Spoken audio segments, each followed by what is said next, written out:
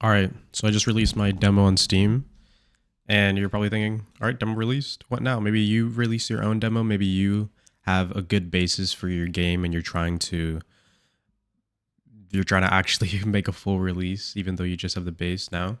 So what I did when I was making my game is I just wanted to add features. So I just added a bunch of features, and I ignored a lot of the bugs, but I wrote them down. So I have all my bugs, and I just put them in a long list. And now you actually got to go through that list and you got to start fixing those. And not only did I put bugs in the list, but I just put little things that I didn't really want to do at the moment. For example, here I like add sound effects, add certain buttons, these little things, right? They're not necessarily bugs, they're just little things that would have taken my time when I was adding features in the game, when I was trying to reach my deadline to release my demo. I was putting these things off. And now I'm actually going back and I'm doing all of them. And I'm working slow.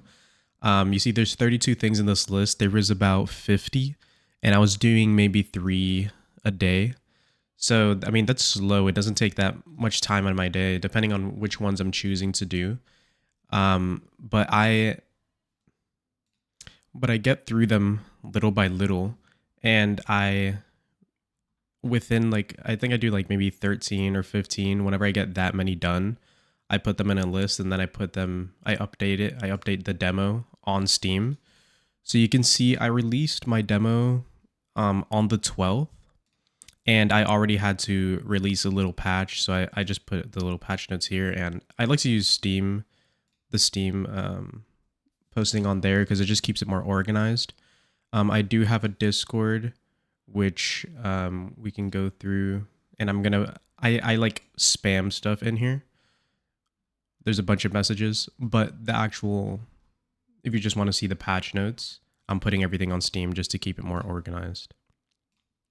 All right, so other than that, you release the demo, or you have like a basis for your project, and you did those bugs and you did those little features. So now what? You got to clean up the project, right? I mean, you were rushing to get that demo out. You're rushing to get your basis of your game if you gave yourself a deadline. But there's probably still things you can clean up. There's still sound effects you can add, do the little things, right? Like these little things I was saying. You do the bugs and you also do these little things. Other than that, you think, oh, is there anything else that we can do to make the gameplay deeper? So is there like, oh, maybe I could add like an armory where you combine items. Maybe I can add a shop, a traveling vendor in the dungeons. Because this is a roguelike rhythm game. It's a dungeon type thing. Like you go through here and then you find enemies, kind of like Pokemon. Um, there's things to do there, right? So how do we make it deeper? And then we just make more content of the actual game. Now, for some games, there's not really more content to be made. You're just designing like a kind of sandbox type experience. But for me, I had to make more content because my demo has the first 3 floors of the game. And if you scroll down, you can see that I'm actually planning on having 30 floors. And I need to design all the enemies for that, all the animations. I need to put that all in the game.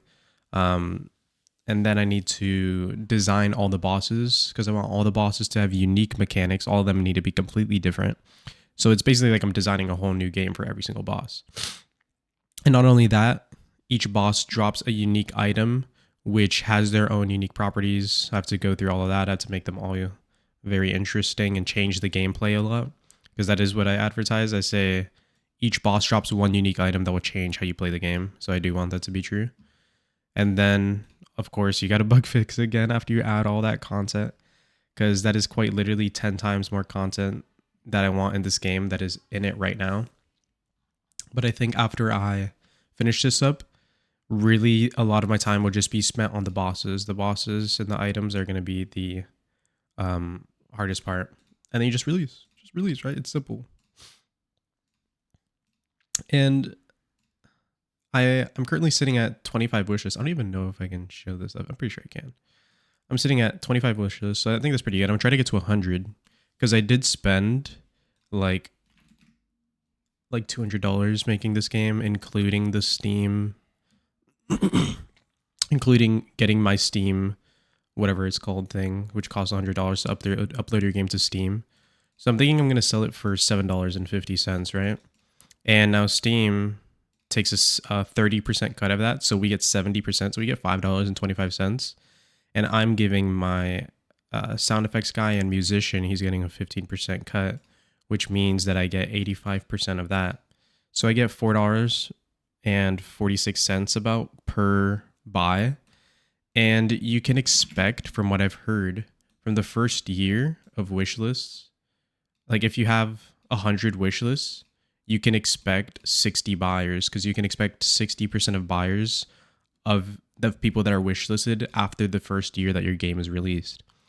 So let's say I get 100 people wish listed, and let's say that I sell 40 copies. So let's go 40%, and we multiply this by 4.4625.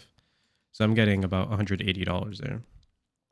So that's basically covering costs. So I think I want to get like 100 wish lists before release, if possible. I am thinking to release sometime in, I don't even know, October, September, October, November, one of these things. Probably one of these two, October, November. I am starting school. I do have an internship. The internship is ending. But yeah, I would suggest doing this, putting everything in. When you're adding features, you know, you don't want to be doing so many bugs if they're not really that important at the moment. So you can just toss them in a list and get to them later. Or these little things like little sprite changes, you know, just don't worry about those. And yeah, if you have any questions about releasing your project, I'm doing the same thing. So maybe I can help you. Go to my YouTube for more tips. Some of these videos, like 1 month of rhythm game development, shows my first 30 days. Aspiring game devs don't do this.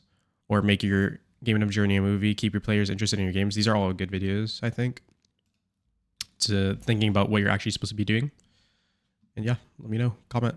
And my game link, Steam, down in the description. Search Rogue Rhythm on Steam, wishlist. And join my Discord. Bye-bye.